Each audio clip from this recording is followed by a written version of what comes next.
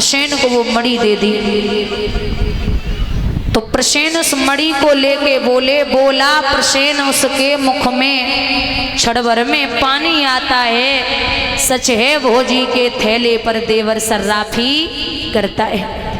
मैं रखता हूँ हमसे मांगे तो उसे पता चल जाएगा, एक ही करारे झटके में उतरन जुबां पे आएगा। तुम हमें लाओ मणि। महाराज भगवान को कोस करके प्रसेन उस मणि को लेकर के शिकार खेलने के लिए चला। जब शिकार खेलने के लिए चले तो एक सिंह ने प्रसेन का वध कर दिया और उस मणि को दांतों तले दबा करके जामवंत की कुटिया से होकर के निकले तो जामवंत ने उस शेर का वध कर दिया और उस मणि को अपनी गुफा में रख लिया। 10-15 दिन है गए, जब प्रसेन लौट के नाए आए तो प्रसेन की पत्नी आंगन में बैठ के खूब रोई। अब सत्राजित को ये लग रहा है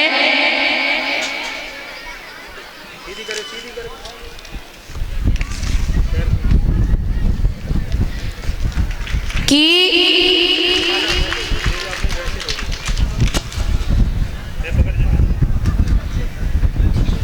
भगवान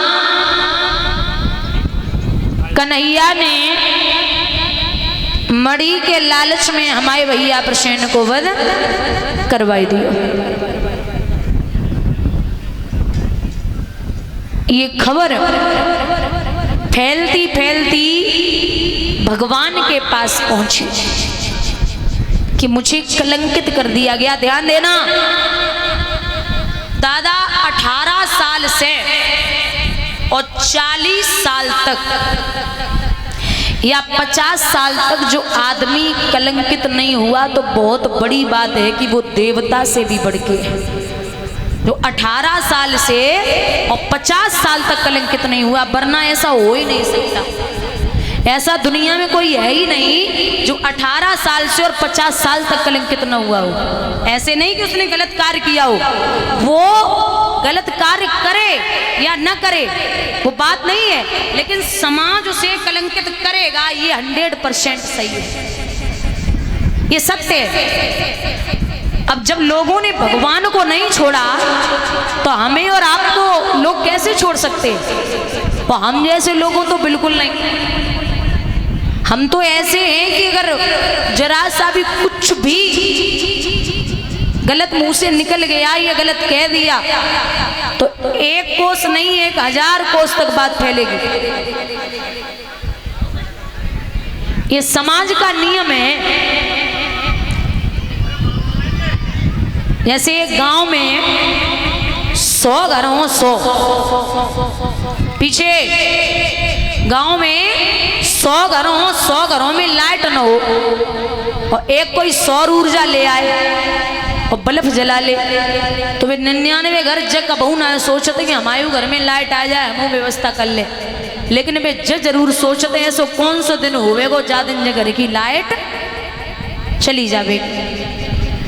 आपने देखा होगा ये जो समाज होता है इसके लिए अगर आप मर भी जाओगे तो लोग कहेंगे मरे तो गो लेकिन ढंगते ना मरो, मनते ना मर पाओ। मरो तो है लेकिन आनंद ना आओ।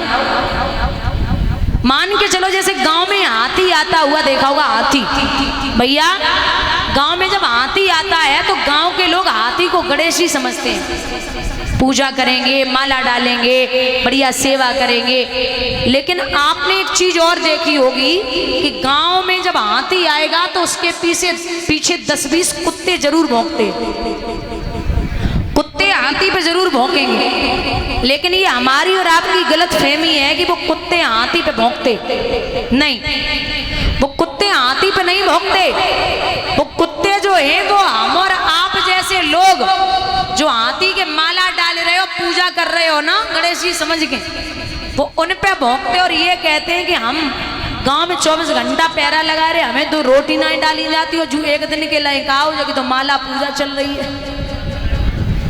तो ये उन्हें दिक्कत है। अबे तुम चुनाव लड़ो और चुनाव में मान के चलो जैसे प्रधानी का चुनाव है तो समाज के लोग कहेंगे कि पागल है गए, हार जाओगे, बैठ जाओ, रुपया खर्च हो जावे को।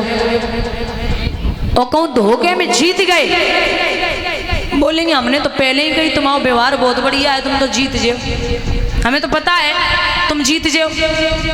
ये अपनी सीधी रखता, समाज अपनी उल्टी रखता है। एक पहाड़ी पर 100 मेढक चढ़ते, 100 पहले 1 गिरा, 2 गिरे, 10 गिरे, 20 गिरे, 50 गिरे, 70, 80, 90, 95, 99, बचा कितना? 1। अब वो 99 मेढक नीचे आ गए, एक बराबर पहाड़ी चढ़ रहा है। तो लोगों ने पूछा कि भैया वो कैसे चढ़ रहा? अब नीचे वाले चिल्ला रहे कि जब 99 नीचे आएंगे, तू का बहुत बड़ो बलवान है जो तू चढ़ जा, नीचे आए जा। लेकिन वो मेढक चढ़ता जा रहा है। तो आपको बता दें, जब वो मेढक पूरी पहाड़ी चढ़ गया तो लोगों ने पूछा कि पहाड़ी कैसे चढ़ गया? तो जवाब दिया कि उस मेढक को सुनाई नहीं देता था।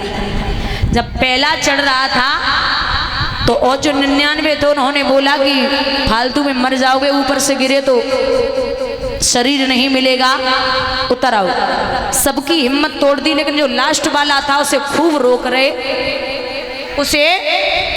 रहे, लेकिन वो नहीं मान रहा, क्योंकि उसे सुनाई नहीं देता था। जब भी कोई आपके बारे में बुराई करे या कोई आपके बारे में कुछ बोले तो कानों पे हाथ रखिए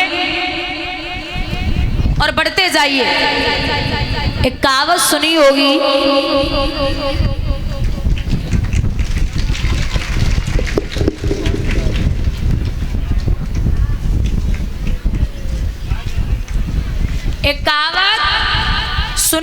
कि जिसका नाम होता है वही बदनाम होता है। जिसका नाम होता है वही बदनाम होता जाए। गली को कुत्तों न जाने वाली कोई बात नहीं करते, बोलिए गोविंद भगवान की। तो भगवान ने सुना तो प्रभु अपना कलंक छुटाने के लिए चले। क्या देखा? घोड़ा मरा पड़ा, प्रसेन मरा पड़ा, सिंह मरा पड़ा। जामवंत की कुटिया के सामने पहुंचे, जवानों से कहा कि अगर हम 27 दिन तक लौट के ना आए तो तुम समझ लेना कि मेरे प्रभु लौटने वाले नहीं हैं। देखा, अंदर पहुंचे भगवान तो